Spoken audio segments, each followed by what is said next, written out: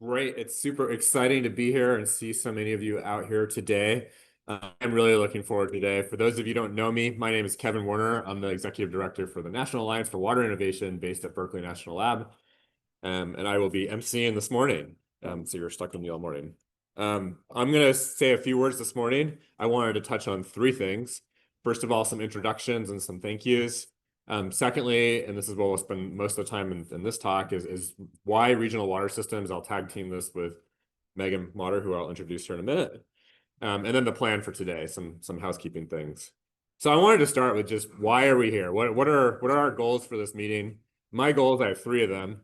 The first one is to do some learning about where the Department of Energy wants to go with Water Energy Nexus. And we have Department of Energy in the room with us, and we're going to be hearing from them directly.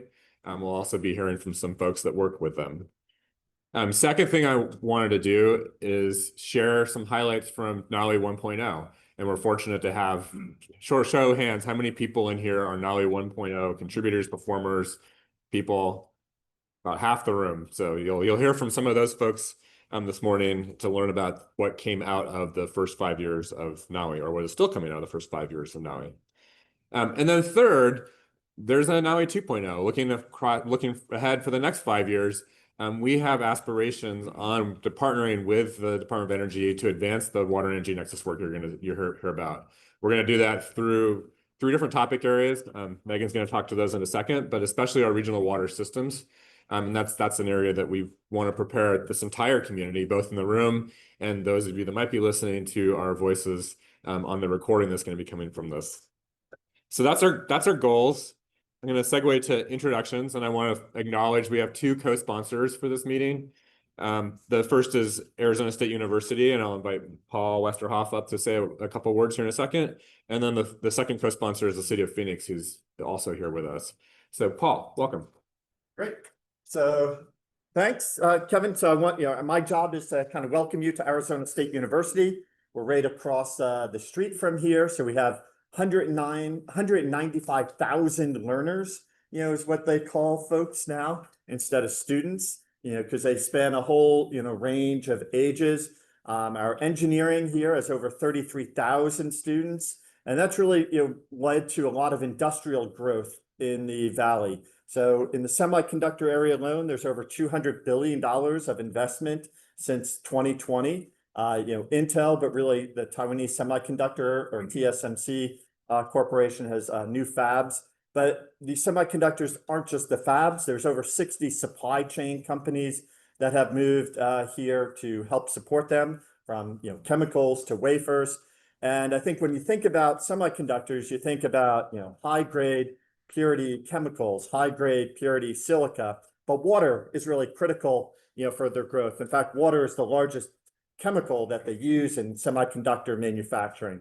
So when they move here, a lot of people say, why does this high water consumptive, entity move to a place like Arizona? And just like many other things like data centers, there's many factors to consider, but they really pose interesting challenges when they come. So we've been able to work with this expanding, database or, data system, from data centers all the way through chips and mining in this real critical part of the economy that's booming. I think the other, real thing that Arizona's, named for, it used to be 5 C's. Let's see if I can get them right. So someone correct me. So citrus, we still have some citrus. Cattle, we still have some cattle. Climate, well, we're 20 degrees over average and it's the hottest ever. So yeah, we got climate. Let's see, what else? What are cotton? We don't have cotton anymore. In fact, we do a lot. Well, we have some cotton, but we do a lot with ag. And when we've been talking to the ag community about water, in multiple kind of stakeholder groups, they said, we don't have a water problem with ag. That's kind of shocking, right? They said we have a salt problem with ag. Because at the beginning of each irrigation season, they have to wash the salts, out of the root zone. And I always forget the fifth copper, right? So copper. And so, yeah, we have copper mines, the copper prices are booming. So there's lots of water used in kind of the copper industry. So water is really challenging here, right? We'll hear about some of the challenges, but this Herman Bauer, and will be my last kind of comment. was here, and he worked for the U.S. Department of Agriculture, and he had this cool statistic. So actually this morning I was like recalculating it to see if it's still right. So we import water from Salt River, Verde River, what used to be the Colorado River, into central Arizona. And he used to report in the number of trucks of salt coming into the valley every few minutes. Any idea of how many truckloads of salt come into the valley? Let's say a 10 ton 10,000 kilogram of salt in terms of a dump truck. How many dump trucks do you think come in per metric? 100 100 per day. So there's about one every 5 minutes that comes into central Arizona, and the salt never leaves because no water leaves central Arizona. It all evaporates and leaves behind the salt. So NAWI has a whole bunch of really cool technologies around salt and salt management. So I'm really glad NAWI picked Arizona to come to. I know you've done it in Denver, so really glad you picked Arizona, and I'll hand it back to Kevin. So welcome to salty Arizona. Great.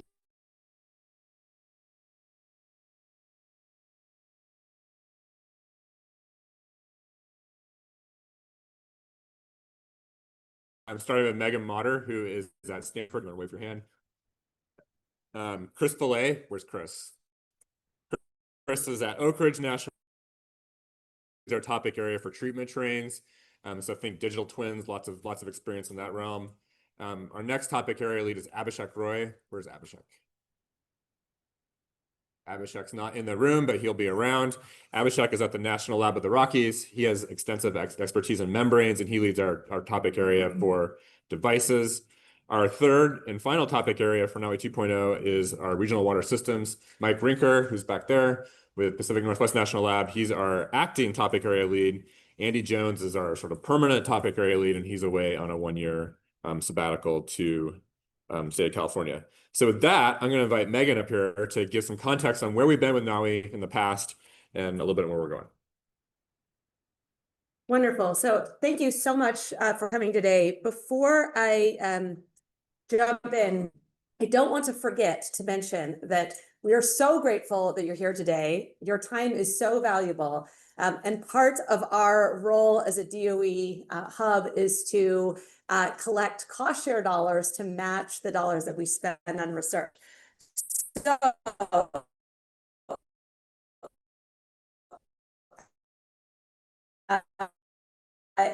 not too long from now, you'll be receiving an email link for your club, and we really appreciate you doing that. It helps our program effectively report out to DOE on our impact, and it also helps us be able to spend our dollars on the things that we all care about as a community. Okay, so now I've done that, check. I'm going to tell you what on earth NAWI is, which may also motivate you to submit that cost share form. NAWI started out as an energy water desalination hub, and many of you may not have heard of NAWI before, so I'm going to rewind and really give you a bit of history. A hub is a kind of research investment that the Department of Energy makes to enable kind of big moonshot progress in an area of key national need. So a hub, I like to abbreviate as an HUB, a high impact research, in this case, hub on water desalination, which is a critical area of national need. It's a hub because we do unified technical management across diverse subject matter and innovation roles on our team. Because of our unique structure, are really able to build on early wins and advance promising investments at low TRLs all the way up through piloting and demonstration scale investments. So this is kind of why we are all here today, is to continue the mission space for this hub in NAWI 2.0. But I think it's helpful, especially again, for those of you who are not familiar with NAWI's historical work, to kind of frame our initial thesis for investment in the water space. And our early thesis was that reducing the cost and energy intensity of non-traditional water supplies, water desalination, water reuse, brackish water desal, industrial reuse, was going to require us to really approach this through the lens of scale. And when we think of scale in the water world, we typically think of two things. There's the economy of scale and treatment, but that is complemented by a diseconomy of scale and transport. So it takes a lot of energy and a lot of cost to build pipelines to transport water around. As a result, we tend to build water treatment plants that minimize the net cost or the levelized cost of water. And that ends up being somewhere in this kind of middle tier range, tens of MGD usually. So that's great, but it also really confounds us when we're talking about more expensive non-traditional supplies, things like seawater desalination or brackish water desalination or industrial reuse. How do we bring those online in a cost-effective way? And the premise for NAWI was really that we needed to attack the costs of making small-scale water treatment affordable. We were going to do that by replacing economies of scale in treatment with economies of scale in manufacturing, bringing down the cost of those small-scale systems and moving the whole curve towards lower cost, smaller scale installations. In NAWI 2.0, so we made a lot of investments there. We invested in new devices that would allow on-site reuse. We invested in treatment trains that would integrate those devices, and we invested in analysis that would really articulate where those small-scale installations would find value in systems.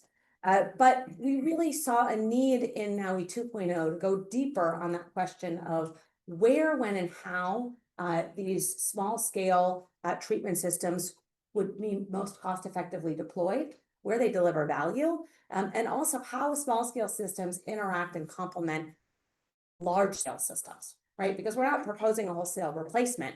We're proposing that these non-traditional water sources augment our traditional freshwater supplies. So in NAWI 2.0, the next 5 years of federal investment in NAWI, we really focused on this idea of how non-traditional sources support conventional sources. Examples might be, okay, you've got on-site treatment, but as a result, you've got a higher salt load in your system, right? And as Paul just mentioned, salt is an area that NAWI has a lot of expertise in. Let's understand what that means for a municipal treatment plant. Small-scale systems might deploy faster. What does that mean about how we prepare for droughts, right? And how do we really think about a network that really hums? NAWI is structured from a research perspective around 3 topic areas: devices, which are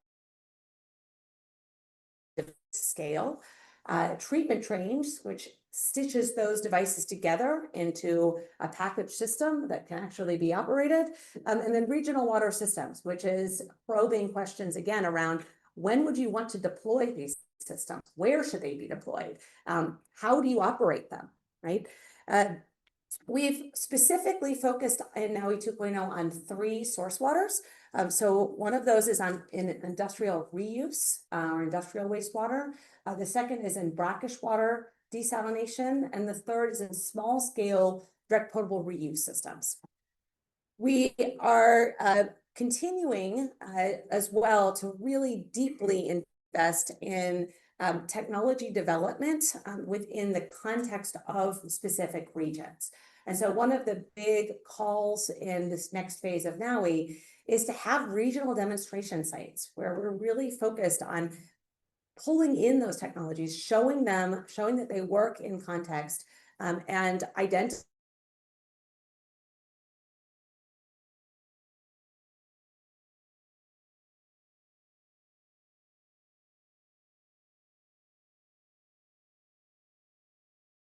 how do we bend that curve? Are these small scale systems doing that? What, when, and where do we build that traditional supply, et cetera? I just want to close by saying that it's really fun to see so many new faces in the room, especially faces from the kind of industrial and consulting engineering community to applied research. But as I mentioned, a hub, invest in that early stage research and see it all the way through to demonstration. So it's great to see a broader range of folks in the room today.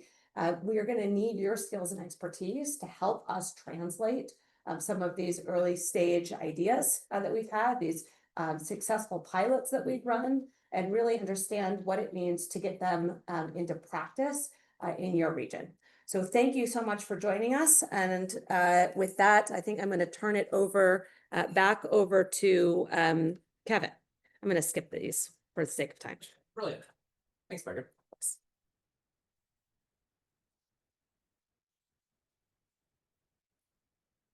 Okay, so this slide we've shown several times over a long period of time now, but I'm going to continue to include it because this is still what we have in front of us. We're planning to run some funding opportunities, 3 of them in particular, 1 around industrial water reuse that Megan just talked about, 2 around brackish water concentrate, and then 3 around regional water systems, which is where we're going to mostly focus on today, but I don't want to lose sight of the first 2 because that is the entirety of what we're planning to do in NAWI 2.0.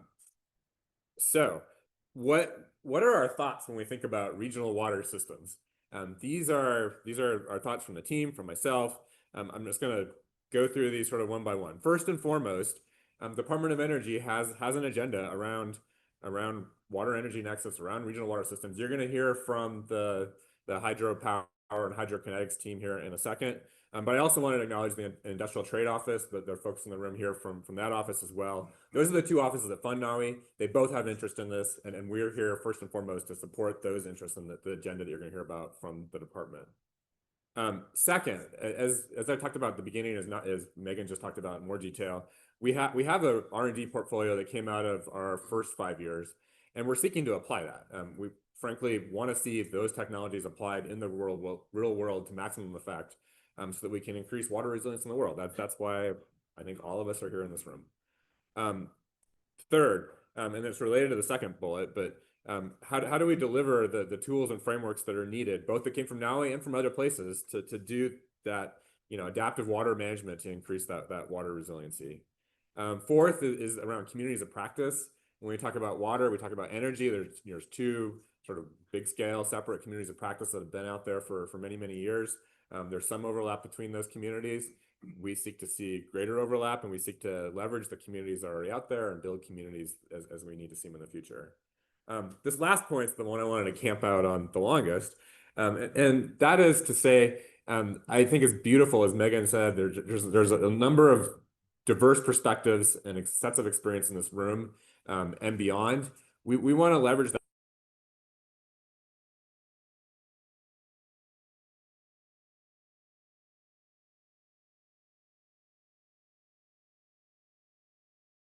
over the last 50 years or so. People that look at this, how science operates, they've noticed that if you look at co-author teams, like there's a steady sort of linear increase in the number of co-authors over time. If you look at other measures of how people work together, they're increasingly working together on science and everything else most everything else in the world. So I like to use this phrase, teamwork makes the dream work. This is apparently the name of a book. I have not read the book, but I think teamwork is really important, right? And especially having teams that have diverse perspectives in them. So more specifically for science, is the second point I wanted to say, is I look for, there's a figure going back like 15 years that is similar to this that I have in my head a lot. And it looks at how the different science disciplines are connected to each other or not connected to each other. So this is a more recent paper that came out just a few years ago. And the title of the paper, I love, the latent nature of global scientific development, right? So this is looking at how science itself develops. This particular figure breaks science into 3 different sectors. I guess I have a pointer. The natural sciences up here, social sciences over here, and physical sciences over here. My home discipline, atmospheric science, meteorology, is right here. In the previous version of this figure that I remember, we were sort of even more on the edge, and probably one of the most disconnected disciplines from other disciplines at that time. So it's exciting to see that meteorology has sort of moved into more connection with other disciplines. Point of showing this figure is that as we look for NAWI 2.0, we're going to be looking increasingly to see teams that connect across all three of these big areas of discipline and then within discipline. So yesterday in our NAWI meeting, I'm not a chemist. I heard lots of chemical engineering talks. I heard lots of modeling talks. The chemical engineers are over here somewhere. And they're pretty well connected to the other things that have chemistry in them. Modeling kind of spans all three of these. And I think by its very nature sort of connects a lot of these. But the point is, like, there are existing connections. There's a lot more connections that could be made. Another point I wanted to make with this chart, which the size of the bubble indicates the sort of relative number of publications that come out of a discipline. And I remember in my previous role, I oversaw a science center that had, I don't know, 12 different disciplines. And the economists were fond of saying, like, hey, we don't do a lot of publications relative to everybody else. So please don't judge us on our number of publications. I didn't find economists in here. They're up here somewhere. But the point is, like, every discipline operates differently, right? So as you build these interdisciplinary teams, it's important to sort of think about and understand how your discipline relates to the sort of culture and constructs in the other disciplines, and how you can leverage that for success across these teams. We want to see they're going to have membership from lots of disciplines. Okay, that's my soapbox. I'll get off that. Thank you for bearing with me. I'm going to segue. The last few slides are about housekeeping and where we're going for today. I want to note this entire meeting is being recorded and available to the public at some soon time in the future. Why are we doing this? As we do our competitions for the three areas, we want to have maximum contribution from the field so that we can have the best proposals that possible to award. We want to make this material available to everybody in the room, but also everybody outside of the room so that we can do that. So what does that mean pragmatically? If you're a speaker today, the recording is only through the microphone. So if you get questions from the audience, if you can repeat the questions, that would be helpful. Think about yourself, your future self listening to this recording and how you'd want to interact with it. Okay. The agenda for today, I know you can't read this. The point of this is not to be able to read it. There are QR codes, I think, on all the tables that have the latest agenda. In brief, we're going to be in here this morning in plenary, just like this. We've got several speakers that I'll introduce as we get there. And then in the afternoon, we're going to break into 3 different breakout rooms. One is going to be on, they're going to follow our 3 topic areas I talked about before. So one is going to be on regional water systems. The second is going to be on devices. And the third is going to be on treatment trains. These are going to be run by the 3 topic area leads that I mentioned before. So if I can ask for a little audience participation to help us plan this, we have rooms here. Some of them are smaller than others. So I'm going to ask for a show of hands about which ones you plan to go to. We're not going to hold you to this. You're welcome to bounce between breakout rooms. But just to help us plan and get an idea of who's going to go where. Who's planning to go to regional water systems? Raise your hand. Who's planning to go to devices? Raise your hand. Who's planning to go to treatment trains? Raise your hand. So NAWI operations team, what I saw is a lot of hands for regional water systems and treatment trains and a lesser number of hands for devices. Anybody? Okay, good. Okay, last thing I have are some thank yous. And this meeting, the complexity of NAWI, the complexity of this meeting. First and foremost, our operations team. I think they're mostly in the back. If you're on the NAWI operations team, can you raise your hand? Yes, if you get a chance, please. Yes, thank you, folks. These are the folks that are doing the recording, doing the AV, but also doing the registration, doing the budgeting. Outside of the meeting, these are the folks that run the budget for NAWI, run the project tracking, do the communications and outreach, all of that, which is a pretty impressive collection of work. The next person I want to thank, who I asked to pull together this meeting, and he did an awesome job doing that. I'll say that even though most of the meeting's still in front of us, is Peter Fisk. Peter was my predecessor in this role. He's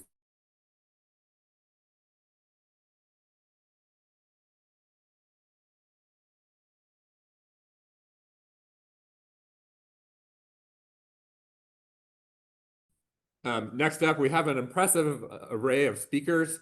You're going to hear from a lot of them this morning and then more in the breakout room. I want to thank all of them for being here and contributing what they're going to contribute. And then last but not least, all of you for being here. It takes it takes people to have a meeting, and we are those people. So thank you.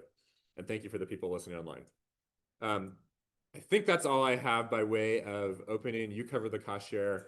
Is there anything, I'm looking at the operations table back there. Is there anything else I need to say while I'm standing up here? No. Any questions of Peter? Anything you want to add? Can I make a few comments? Of course you may. Welcome to the podium, Peter Fisk. So much. And I want to echo some of the things that Megan said, but also challenge the state of Arizona. I'm from California. We are building Peter, out. can you use the microphone? Yeah. Sorry. I'm from California, so we are building out a diverse water portfolio. And a lot of NAWI 1.0, because we had cost share and support from our state agency, a lot of that research landed and was operated on in California. This is Arizona's time. And we really hope that we're activating you today to actively consider how the tools and the progress we've made so far directly applies to Arizona's challenges of affordably finding diverse water supplies for your state. And I'd say also that to echo what Megan said, in California, we're seeing the cost of these not large-scale, non-traditional water supplies like DPR increase to $3,000, $4,000, $5,000 per acre foot. And at the same time, we have a thesis that small distributed manufactured systems may actually be on a declining cost curve as they get more rapidly deployed. I don't think Arizona has thought very much about the implications of this, and that's my challenge to all of you today, is that as we think about a hybrid system, we think about like the power sector where we used to have central generation, and now we have that still, but also distributed generation, even down to individual buildings. We think the same thing is possible in water, and that's my challenge to you today, is first of all, to learn about some of the technologies that are really lowering the cost of these small scale systems. And secondly, asking yourself where in your state, where in your agency, where in your consulting community, can you find opportunities to work with us to pilot some of these early stage technologies? So that's my hope today, is that you come away newly kind of energized to participate in NAWI 2.0 as we move forward. Thank you. Thanks, Peter. Okay, so with no further ado, I'm going to introduce Charles Scaife, who is the program manager for the Energy Water Nexus work at the Department of Energy. As I was reading about Charles this morning, I noticed that he came to federal government by way of a program in my former agency called Sea Grant, where he was a CNAS Sea Grant fellow for the Department of Energy. So we're excited Charles is in this role. I've enjoyed working with him for the last 7 or 8 months, and I'm looking forward to working with you in the future. So welcome, Charles.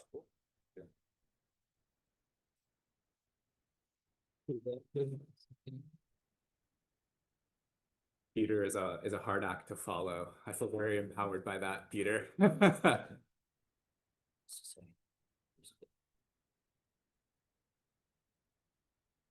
It should be here. Yeah. Yeah. Okay, cool. Thank you. Okay. Wow. What a good group this morning. I'm very excited to be here. I'm excited to be sharing a little bit of the work. Actually, we're going to share like all of the work we've been doing at the Department of Energy, particularly in the Energy Water Resources program. I'll start with who I am. I'm Charles Scaife. I've been at the Hydropower and Hydrokinetic office for about 6 years now. As Kevin mentioned, I started as a Canals Sea Grant Fellow there. Yeah, and I started my career there really in the hydropower space and thinking about sort of system scale energy water connections within hydropower. Then about 3 years in, the director approached me and a team. Some of that team is actually here in the room with me today. They're alumni of my team.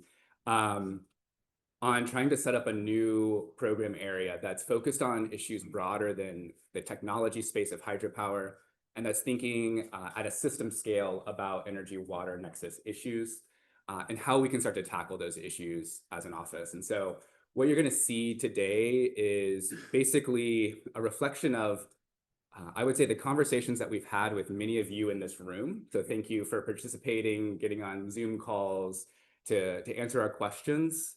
You'll see some of the ideas from the team. And I'm hoping that you'll see some alignment with where NAWI is going. I'm really excited about the regional water systems in NAWI, and I think that the the words that Megan said around taking the technologies and putting them into place, into regions and demonstrating them, it's not just a NAWI problem, it's a technology problem in general. And I think that DOE is recognizing that and trying to meet people where they are. I should thank also Marc Verhougstraete, who is going to actually join me up here in a second to present part of this. He's a part of my team. This work also represents some other team members who couldn't be here today. And as I mentioned, some alumni of the team who are in this room. So thank you. Energy water nexus isn't new. I don't think I need to tell this group. So while the program that we've developed is new for us, it's not new to DOE. It's not a new conversation. DOE has played a role in this space for over a decade. We've produced reports on energy water nexus, on water energy nexus, on climate energy water nexus, on energy food climate water nexus, you name it. You know, currently I'm showing just a couple offices here. Industrial Technologies Office, who we heard from yesterday in the closed door sessions for NAWI. They have programs in this space. We now have a program in this space. NAWI is going to be doing some very cool work in this space. I should say that we're also trying to connect across the agency to learn more about energy water nexus. And we're trying to connect more across the US government to learn about energy water nexus happening in other places. And so the program that we'll talk about and the activities that we're doing reflect some of the gaps that we've seen in the conversations that we've had within DOE, but also within the federal government. So what the heck is Hydropower and Hydrokinetic Office? So we used to be known as the Water Power Technologies Office. We were recently renamed along with the realignment of a lot of DOE.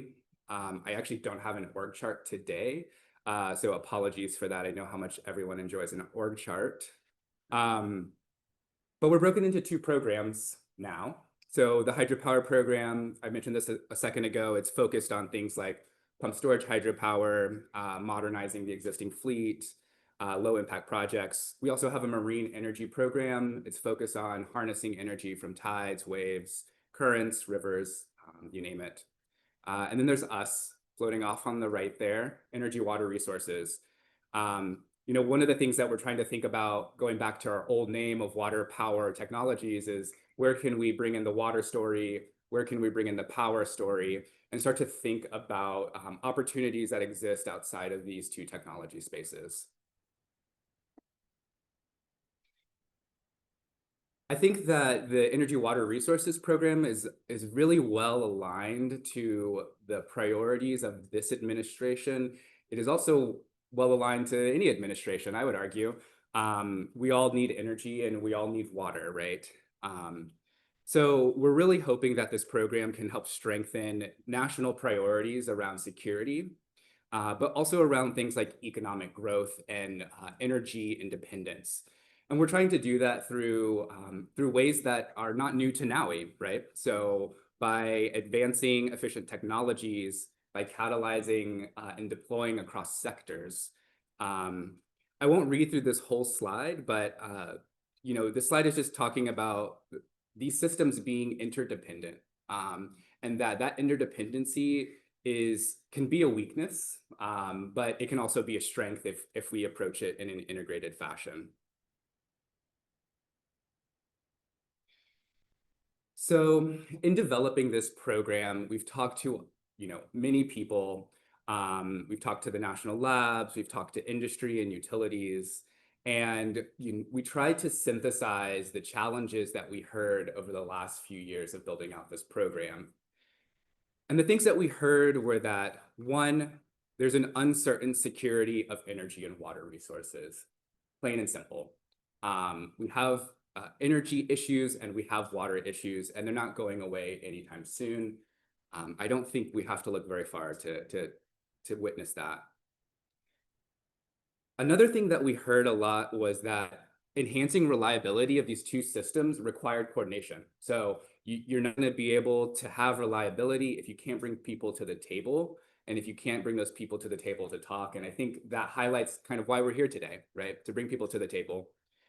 And then finally, the solutions that we develop are going to be regionally based. We're not going to develop a solution in one place and think that it's going to work in another place. And so we need to think about, what's going to work on the ground. And that's where the program comes into play.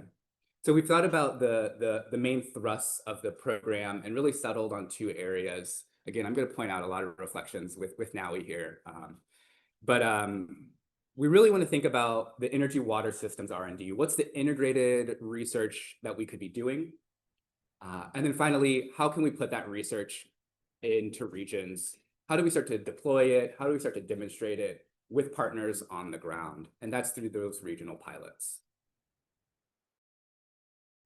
So with that, I will start to talk a little bit about the activities. As I do, these activities are really structured in, I would say, 3 ways.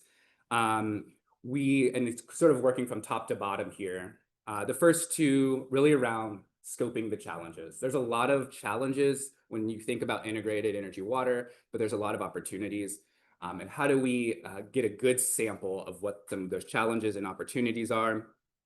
How do we begin to tackle the issue? How do we start to fund the research today to start to address some of this integrated work? And then finally, how do we drive that research into impact? So starting with some of the scoping challenges, I'm realizing the picture here did not show up, so apologies. This is a blank slide.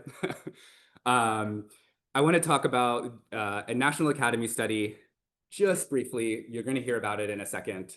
But basically, we funded a National Academy's consensus study. And the reason we did this is that we wanted something that was thorough, we wanted something that was unbiased, and we wanted something that was transdisciplinary that could help us get a good sample of what are some of the challenges and opportunities in this space, but really start to outline a vision and a program for us at DOE on how we can start to address these integrated energy water challenges within regions specifically. I'm very excited about this report. It only took us years to get off the ground. I think it's going to come out mid-May, but I won't steal Kathy's thunder, who will be presenting after us. The next piece is we held a white paper call. This white paper call was to the national labs. It was really trying to advance energy water resilience. And there was no limits to this white paper call, to the frustration of many of my lab colleagues in here. We really wanted all of the ideas, and we wanted to see where things, I think to Kevin's slide earlier, where things start to connect up, where it's maybe a hydropower problem with a social sciences solution, right? I don't think we expected it to be as successful as it was. We received over 100 white papers. We engaged over almost 400 unique authors. That's an incredible amount of authors, and 54 unique affiliations.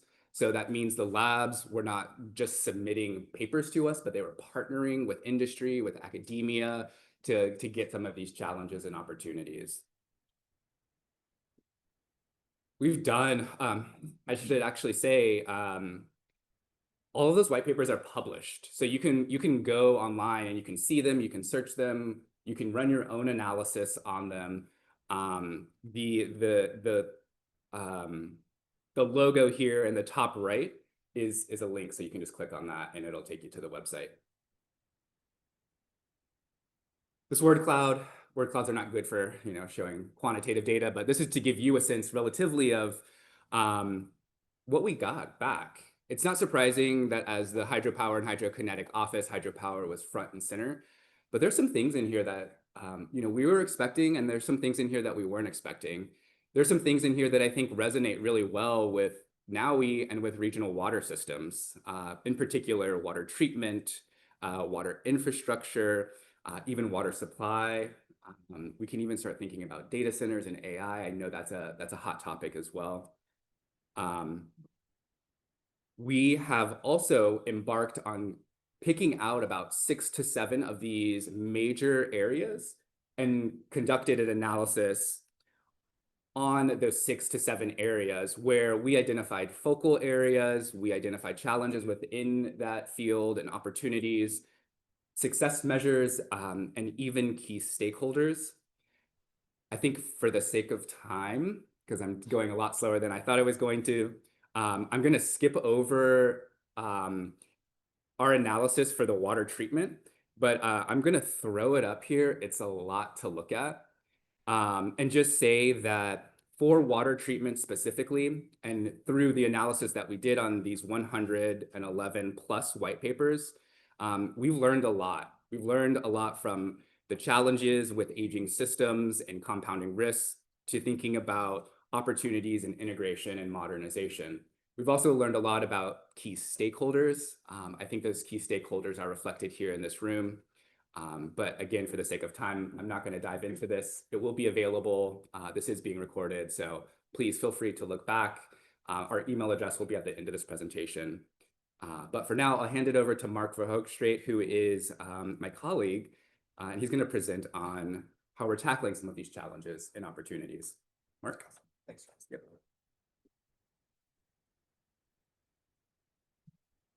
Cool. So you really briefly saw some of the challenges and the opportunities that we've generated through the white papers, and you'll hear a little bit more from the NASEM report coming forth in a month or so. And Kathy will present a little bit later. So we took this to the next level. How do we start to solve some of these challenges? And the first opportunity from our lab is going to be to focus on a lab consortium.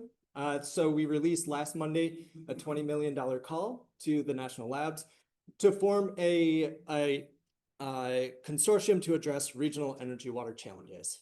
There's 4 objectives. The national labs are all very familiar with these objectives, so I'll go over them really quickly for everyone else's sake. We want to bring together this group to start to solve and test energy water technologies that quite simply just increase overall system reliability and affordability. It's plain and simple. That's part of our mission. We also want to demonstrate, though, the application of technologies at the regional level to make sure that we are both improving energy and water systems, the productivity and the coordination between these 2 groups who often don't talk to each other. Most importantly, in my opinion, is this focus on the regional partners. We know, like Charles mentioned, every region is different communities, different needs. And so we want to make sure that the communities and stakeholders are a part of the conversation from the beginning, so that the solutions that we're proposing for these challenges are community built from the beginning through community engagement and not thrust upon the communities. And then finally, we want to make sure that the lab consortium is advancing security and accessibility through normalized energy and water information system that is built from local information to solve local problems and inform local decisions. But it's really hard to even identify those opportunities if we don't have a picture of what's happening. So Juliet sitting in the office or in the audience, her colleague Kelsey Semrod is now leading these efforts. This is a group that we've been working with for the last 5 or 6 years on the Integrated Water Power Resilience Project. What this group did was essentially look at the historic energy and water interconnections across the country and down to the county level to generate a picture of where energy and water is coming from, how it's being used within the communities, and then where those resources end up. Then they started to build in tools or use other DOE tools to look forecasting what changes in environments or economies and what that means for changes in energy and water resources and uses. So really quickly, those are just the first 2 opportunities. We have a lot more going on in the office, and we have a lot more ideas of how we can start to solve these opportunities. What I want to spend the next few minutes on is actually looking at what a regional pilot could look like. So how do we take the DOE funding and the tools and the national lab skills and technical chops when we partner with the communities who have an energy water need? Catherine, I hope I'm not stealing too much of your thunder in these next couple of slides, but so we continued working with Kelsey Semrod, PNNL, and Juliet to focus on Atlanta, right? And so we wanted to, using Metro Atlanta as this microcosm, highlight the highest sectors of energy and water use in this metro area. We want to improve data sharing between the local energy, water, and industrial sectors, which commonly don't share their data. And then we ultimately wanted to reduce the impacts from peak energy and water demand through coordinated resource management. Now, I think this is a point where I need to stop and say we did not throw a dart at the map and say Atlanta, let's work there. This was curated. This was generated because of Catherine Zitch, who we'll hear from in a couple sessions. Catherine was at an EPRI-WET conference with us, with DOE, with Mike Rinker, and she presented the concerns that were arising in Atlanta with a massive influx of data center proposals and what that meant for energy. And there was more than 700 megawatts of proposed energy demand year over year in Atlanta alone. And everyone was focused on the energy side of things, except for Catherine, who rang the bell and said, this will generate a water bill that Atlanta may struggle to pay, right? And so we partnered up with Catherine. She brought in local stakeholders from state, regional, and city and metro Atlanta area. We partnered then with the PNNL team, who is developing the energy water diagrams, to start to have meaningful conversations, to drive what could be the pinch points of energy and water during peak demand in this metro area as it's growing and going forward. So I've mentioned a few times these energy water diagrams that PNNL has generated.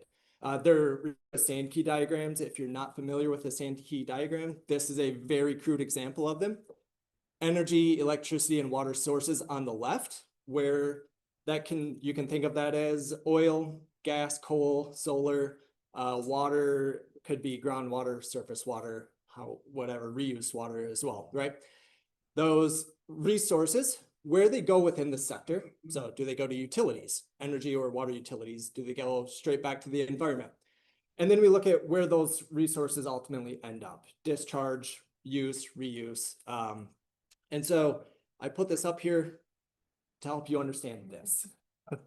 Right, this is a sand key diagram at the national level, not the Atlanta level. So I want you to not necessarily read this, but the arrows going from left to right scale with magnitude of use, right? So bigger the arrows, the bigger the use for energy and water.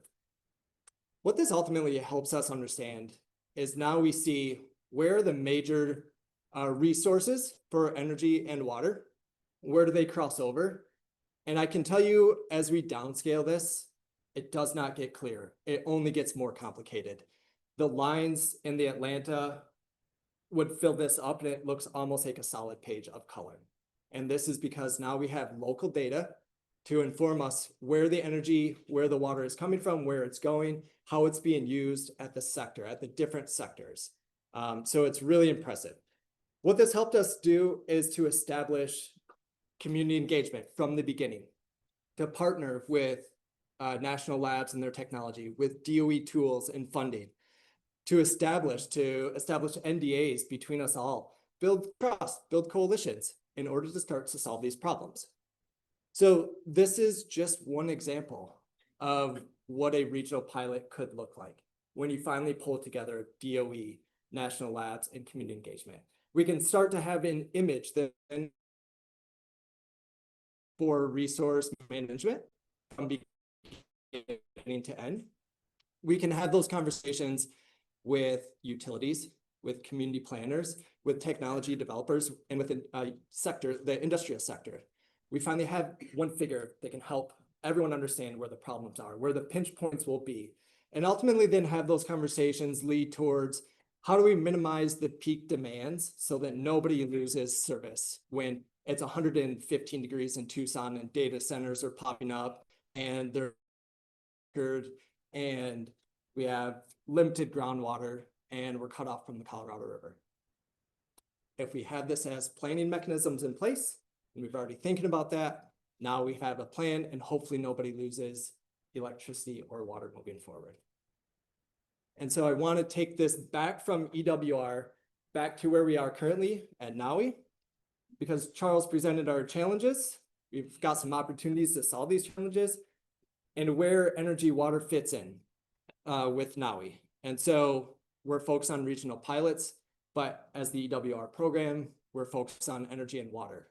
NAWI is going to be focused on the water component. So this is the opportunity then to hear from Mike Rinker and the Regional Water Systems team, how they can bring together NAWI's technology and treatment trains to start to solve these regional issues for water sources around the country at a regional level. So I'll hand it over to Mike Rinker, who is now the acting TAL for our Regional Water Systems at NAWI.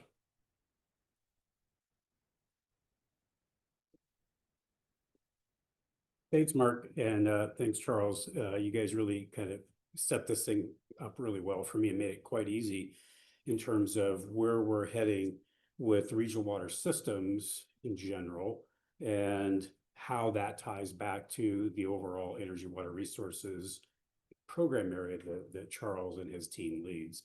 In fact, just as a point of information that's probably helpful, maybe it's fortuitous, I was part of that team there for several years until just recently when Kevin asked me to join NAWI as the interim technology area lead for RWS with Andy's sabbatical. So I'm really happy to be here. So let me just provide a couple of things that I wanted you to consider and how we link back to what the overall portfolio is. One of the things, and you heard a little bit from Kevin earlier, in terms of what our objectives for energy water or for the regional water systems. I'm going to get these mixed up, I'm sure, but for regional water systems, what our objectives are. And so again, you hear about supporting, the technology R&D. There's a lot of technology R&D that has been developed in NAWI 1.0. The question is how, where, when. You heard that question before. How can we integrate that and bring that to play in real regional applications? And as part of that, as we've heard a lot about the ideas of, working with practitioners, working with industry, working with communities, working with consultants, how do we deliver these tools and frameworks? We're developing tools and frameworks. We heard, some of you heard about some of them yesterday. But how are we going to deliver those and get them out there and operationalized and see how well they work? Because it's also going to be a feedback loop for us in terms of where we need to make improvements. And then ultimately, one of the things that we're obviously very interested in is cultivating community of practice. And essentially, in many ways, this group is a community of practice. How do we continue these things? How do we take the information we're getting? How do we get it out there? How do we get it used? And are there other things we can learn from each other? And how do we increase that whole community? And of course, there's a real important aspect of that in terms of workforce development, as we all know. So with that, that's kind of the way we have developed, or NAWI has developed the regional water systems. And so it really fits well with what you just heard in terms of the energy water resources that Charles and Marc were talking about. So to try to put it real bluntly, we are a primary element of that team as a program or sub-program within NAWI, with the idea of our regional focus really looking at solutions for non-traditional water resources. So we're part of this whole team with DOE. So my point here is that integration is really key. Not only integration within NAWI and what we're doing, but integration across the Department of Energy, as well as with other agencies where that makes sense. So my main point here is that our focus is really consistent with what you just heard. So I don't need to repeat all that. So that was, you guys teed it up very well. The last thing that I want to provide to you guys is how we're looking at some of these in terms of NAWI's regional water systems and how we're looking at investments. So, you hear about regional studies. Our expectation or our planning is that those are practitioner-led. And, we're looking at obviously non-traditional water resources, and we're also looking at these planning challenges that practitioners have. And we want to look at, are there new planning methods? That's there on the left. On the right, it's more capability or technology. Obviously expert-led, academics, national labs, others, and trying to understand and help provide some of the kinds of tools and technologies that are needed. And part of the question that we're asking today is, well, which comes first, chicken or the egg? Do you work together at once? Do you start one, then start the other? How do you want to do that? And so that's part of, I'm teeing up a little bit for this afternoon, but that's part of our motivation with the activities that we're currently undergoing. And I want to just briefly talk about those and then I'll be finished. So our current activities are really looking at scoping our research for regional water systems in terms of looking at needs assessment from practitioners. We're doing an inventory of various, if you will, models and methods, and we're doing some mapping of that to practitioner needs. And two of our team members are heavily involved in that. That's Sunny Singal. Where's Sunny? Is Sunny here? He's studying for his qualifiers, so we'll let him go. And then Julia Sinai, is Julie here? Julie's over there. And so they're leading part of that effort. And then as what's really important here as we think about how we're going to engage with the community, obviously you have to have somebody who knows something about engagement with the community. So we actually have hired an engagement manager.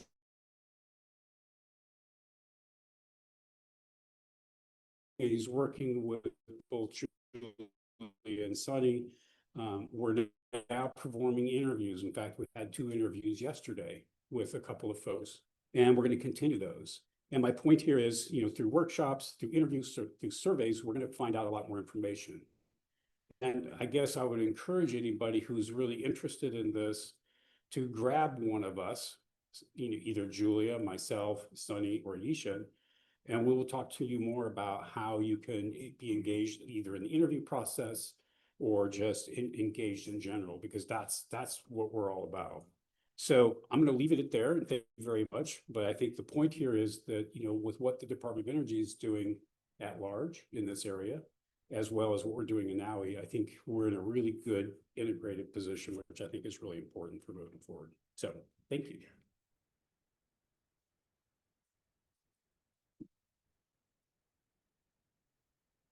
Any questions for our colleagues from the Department of Energy, Hydropower, Hydrokinetics team?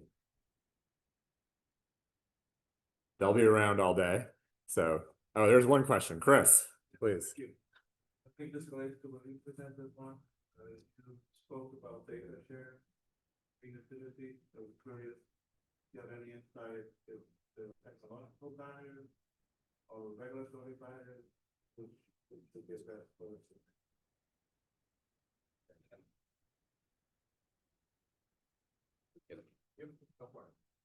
I didn't hear the question very well, so but yeah, please repeat it.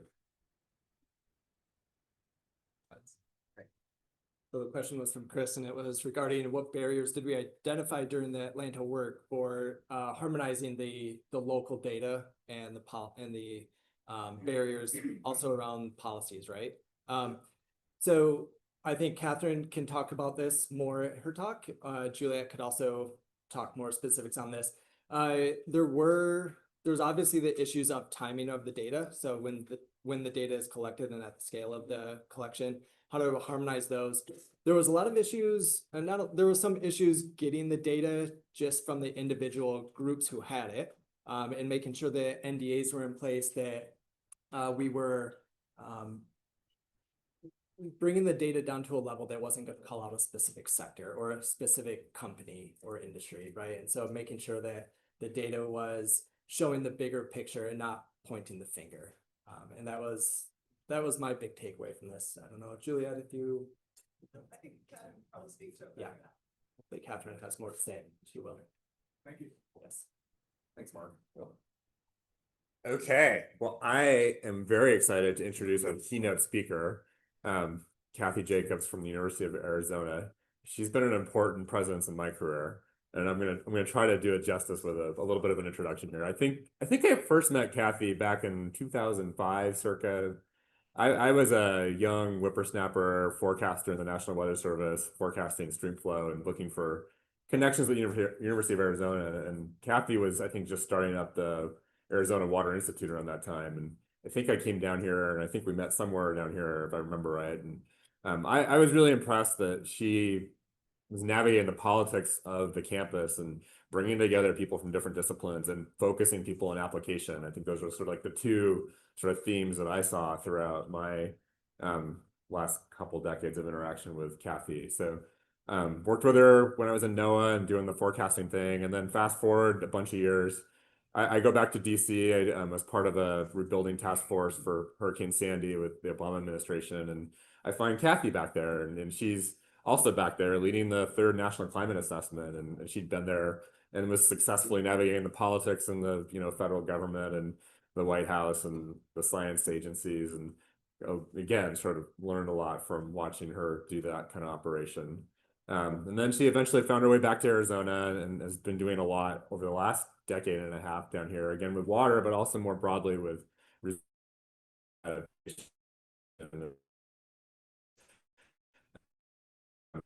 I don't think we've interacted frequently, but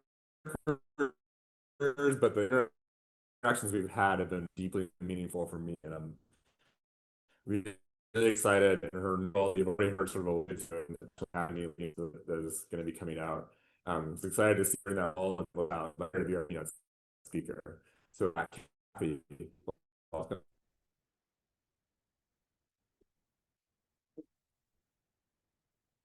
Well, good morning, everybody. But I will basically talk about it from my own perspective. And as you've heard, my perspective is largely from a water management background. I worked for the Department of Water Resources here in Arizona for 23 years. Also, I've worked in the White House and also ran a big inter-university institution called the Arizona Water Institute. So I do have a lot of institutional understanding of team building and ways of engaging with stakeholders and focusing on outcomes that's pretty different from the normal person you run into in academia. So I think that's probably the reason that I got asked to run this study, is we're trying to sort of define new paths to solutions, and I'm hopeful that that's what we'll end up doing. It may or may not provide the path that was anticipated, but I hope people will find it useful. We do have two members of our study team here in the audience. Pei and Kirk, do you want to wave? They're here to keep me honest, and they'll let me know how I'm doing afterwards, I'm guessing. Some of you may not be aware of how the National Academy's process works. It's actually not the easiest thing to understand. There are individual panels that are set up to answer specific questions, which is what the case is here. There are also boards that are standing boards that answer certain topical issues and set up other studies. So it's a complicated approach, but the basic premise is set up by Abraham Lincoln, so a very long time ago, to ask for people to advise the government and provide essentially unbiased information about paths forward. And of course, it's actually three academies. It's the Academy of Sciences, Engineering, and Medicine. And really, they'll write reports around any topic they need to write about. But essentially, it's support for a bunch of volunteers who are brought together for their expertise to answer specific kinds of questions. And it's a highly reviewed, highly visible, and really an impeccable process in many ways. Obviously, there are human beings that are involved in these committees, and so nothing's perfect. But the objective is to provide a completely unbiased set of answers to whatever question the agency or sponsors, and sometimes it's many sponsors, may ask. So unfortunately, I didn't get the memo about the change in the name of this office. So it's listed as the Water Power Technologies Office, but that was what it was called when we were originally asked to work on this project. So the overview is, it's an expert committee that's supposed to outline possible visions and programmatic elements that could bolster the design and success of DOE's regional energy water demonstrations. And then there's a bunch of questions. So the first one, which is the one I like the best, is about how to engage with diverse stakeholders. In my professional career, that it has sort of been an overarching theme. And as you'll hear, because I'm really speaking for myself in this presentation, a lot of the magic in engaging with stakeholders is not using a specific formula, but rather designing the approach around the problem and the people. And that's a very hard thing to say to an agency that wants to be told how to do something, but that is my own personal perspective about the answer to this question, which you'll be hearing more about. The second question has to do with near and long-term impacts of regional energy water demonstrations and how to measure that, what metrics should be used, and how should those be set up. The third has to do with criteria for selection of the demonstrations. And again, as I've already alluded, the criteria have to relate to the objectives. You can't have a set of criteria that work for an entire program. You have to focus it around what is the objective of the program, and then you have a path. And then as far as a scope, how can existing and complementary activities be leveraged? And of course, all of you are engaged in many of those complementary activities, so you're among the potential leveragees. But we have, in fact, done a pretty thorough assessment of existing literature and programs to try to learn lessons across the national labs and many other entities. So there's 14 committee members, a very impressive bunch of people, I have to say. It's really an honor to work with these folks, and they are from across the country. We tried very hard to have not just academics, but practitioners in our midst, and I think we've done a good job with that. So we're really happy with the balance on this committee. We've had 9 meetings to date. 7 of them involved open sessions. 4 of them were in person. And we've really done a lot of listening. So a lot of the material that we have generated for this report came from hearing from, I don't even know how many people we've heard from. I would guess maybe 50, something like that. There's some nodding. So yeah, quite a number of different organizations and people and perspectives and experts that we've been listening very closely to over the last year or so. So in terms of the, the study timeline, you've already heard that tentatively we are delivering this report in May. I think we are on schedule to do that. I'm big on meeting schedules, and actually the National Academies is pretty interested in that too.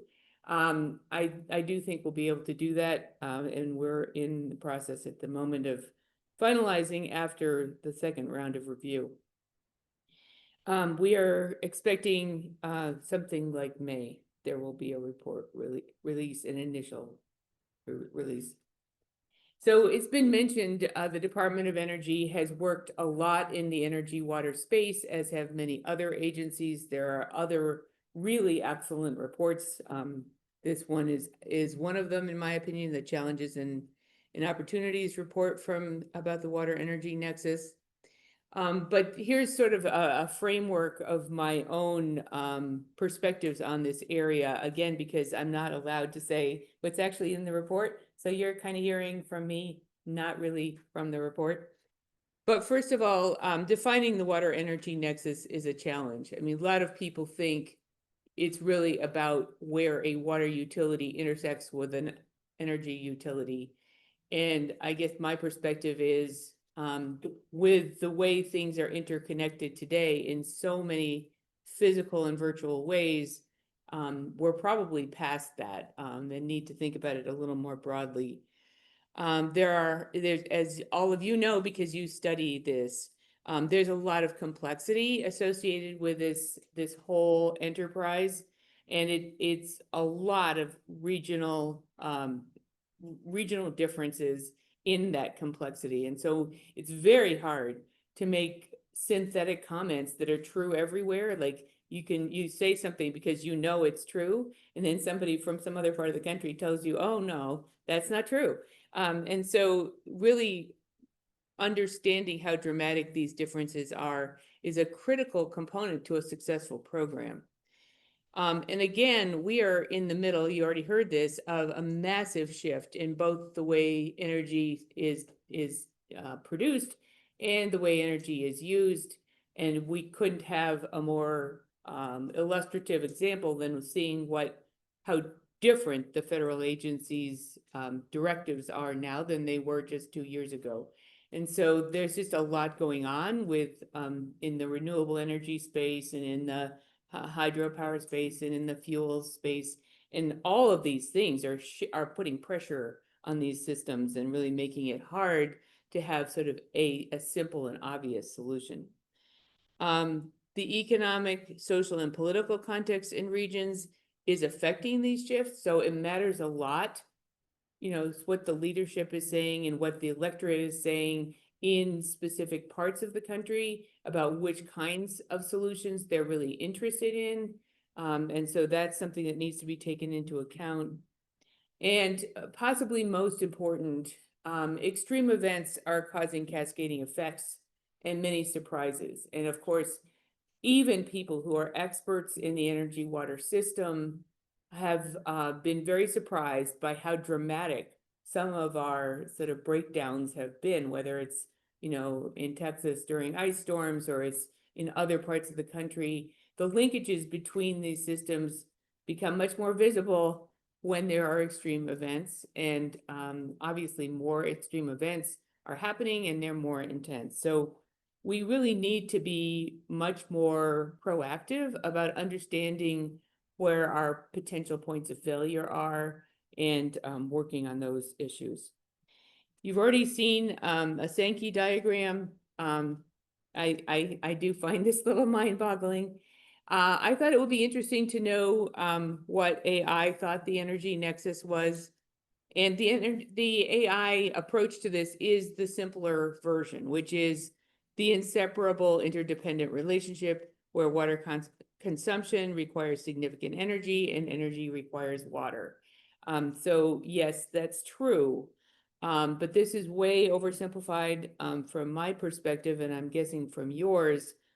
You know, all of this is happening in a much broader context. And so it's very interesting to me that land use is not often talked about. The land use decisions that affect the energy and the water systems, and really those all need to be integrated in many ways.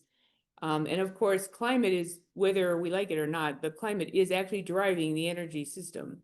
And so, and the water system, et cetera. And so sort of ignoring that component of this is also very difficult. There's been a lot of attention paid to the food, energy, water nexus. And of course, that's in part because agriculture is such a major player in all of these cycles as well. And so I guess the reason I'm saying all this is not because you don't know it, but because it's really important to understand what boundaries you want to put around any program that you're going to design, like what's inside the boundaries, what's outside the boundaries, and why. Because ultimately, you can pretty much connect everything to the water and energy issues, and you may not want to do that because you have to have clarity about what the program's about. And then finally, what decisions, actors, and stakeholders we are trying to support. From my perspective, this could be the most important one. And the reason I say that is, you know, you ask 10 people on the street, what's the most important issue? And you might well get 10 separate answers, and they may all be very legitimate answers. And so it's incredibly important for DOE and for these offices to have a great clarity about the places that you might actually be able to move the needle. And I don't just mean the places geographically, but the places in terms of technology. Who are the stakeholders who can meaningfully engage? You know, I think what I often see is that people think the public is the stakeholder in many of these situations. And often that's a almost impossible situation to assume the stakeholder is the public. you really need to be down to it, which you heard about with the Atlanta example. You know, you focused, you know, what Marc was sharing earlier, specific region, a specific issue, but understanding why you're doing that is pretty important, and then figuring out who the stakeholders are and how you'll be approaching it. So I think another nexus that's already been talked about a lot is the energy water quality nexus, because obviously use of alternative water supplies is increasing, and alternative water supplies in many cases means use of lower quality water that requires treatment. And there are emerging contaminants and emerging regulations that have a lot to do with what water is available for generating energy and how much money it costs to treat it. And then increasing water efficiency generally means increasing concentrations of contaminants. And a great example is blowdown water. You know, we in the state of Arizona, we regulate electric power plants, in at least the ones that are large and in active management areas, and tell them that they need to get to a certain number of cycles of concentration. And that's because we're trying to reduce the water use. But of course, then you get discharge water that is much higher in various contaminants, and then what? And so all of these all have sort of knock-on additional costs and concerns. I guess decision-making in this whole space really requires understanding of how the physical, social, environmental systems are intersecting with the energy water system, and asking anybody to understand how all of those things intersect is not actually a very reasonable thing to ask. But to the extent that we can model how these stresses actually drive these systems, I think it's really important to think about the policy and social components of all of this. And it's almost impossible to do that. The data are generally not available for the social science implications of various options. It's hard to figure out how to test incentive systems, but this could be easily included in any kind of pilot program. You know, what kinds of incentives are going to cause stakeholders to come to the table and stay there? What kinds of incentives are going to be required to move from one technology to another technology? You know, what regulatory agencies are in a position to make those decisions, and so forth. And then one of the ones that I think there's lots of opportunity associated with that I haven't completely seen happening has to do with co-benefits of different solutions. And for example, the data centers. So they're generating tons of heat. You know, are people thinking about how to use that heat in locations to generate other industries or support other industries? Have we really maximized those opportunities? And then thinking about incentives for long-term engagement rather than short. It's one thing to have somebody show up for a public meeting. It's a completely different thing for them to commit to being part of a team and having responsibility for the success of that team that's, you know, sort of ingrained. And what's the incentive to get those people who have real jobs and full-time expectations already to be committed to being part of your process? You need to understand what drives them and what drives their bosses in order to get them to the table and keep them at the table. We've heard a lot about data centers, and obviously demand for electricity is increasing in parts of the country. And certainly that has in part to do with electrifying transportation and heating and cooling.